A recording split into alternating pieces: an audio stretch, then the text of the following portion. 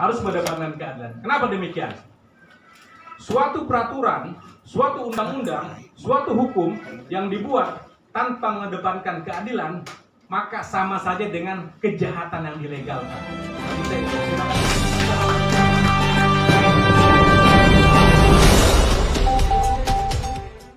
Permenaker nomor 2 tahun 2022 ini memang pada akhirnya sangat menyulitkan. Ini menyulitkan pihak pekerja untuk mengambil haknya.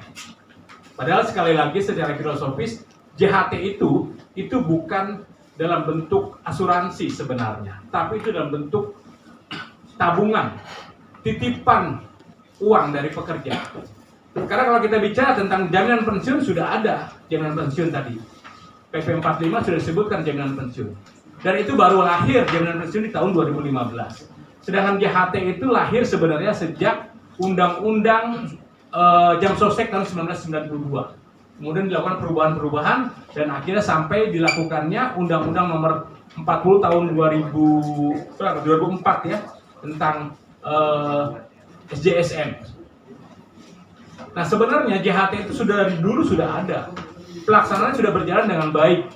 Tapi belakangan ini entah apa yang terjadi, kemudian malah mempersulit.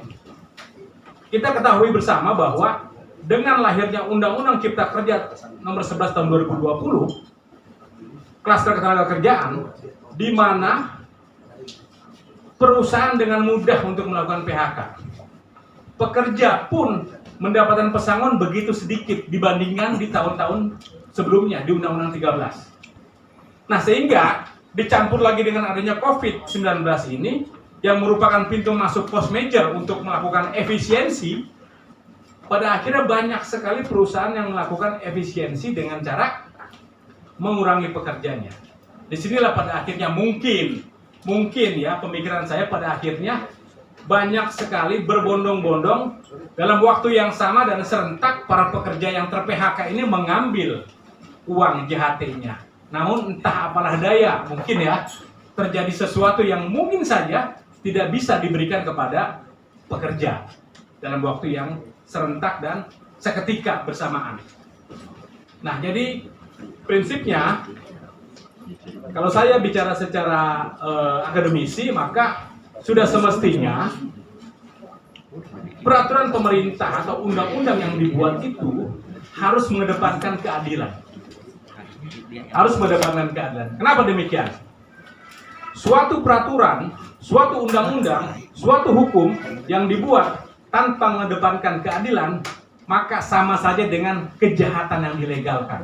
Bagi saya itu. Terima kasih. Assalamualaikum warahmatullahi wabarakatuh. Simpulkan bahwa sudah semestinya dan secepatnya agar Permenaker nomor 2 tahun 2022 ini direvisi atau setidaknya dicabut kembali lagi kepada Permenaker nomor 19 tahun 2015. Karena jangan sampai hak-hak buruh ini menjadi tertunda untuk dikembalikannya.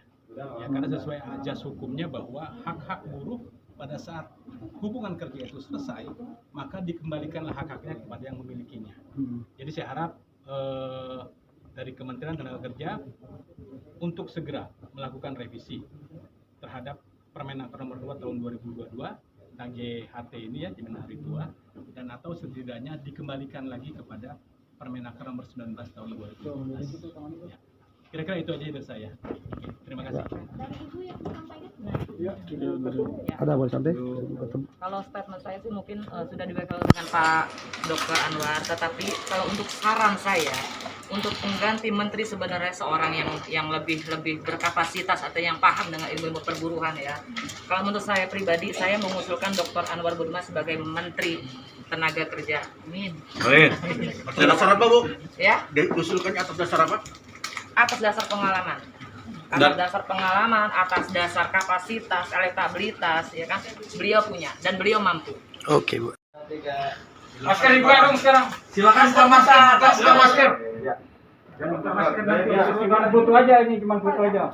Ya. Tutup saya nggak kelihatan. Nah, presisi ini Pak. Preventif. Anak Polda ya? Anak Polda ya?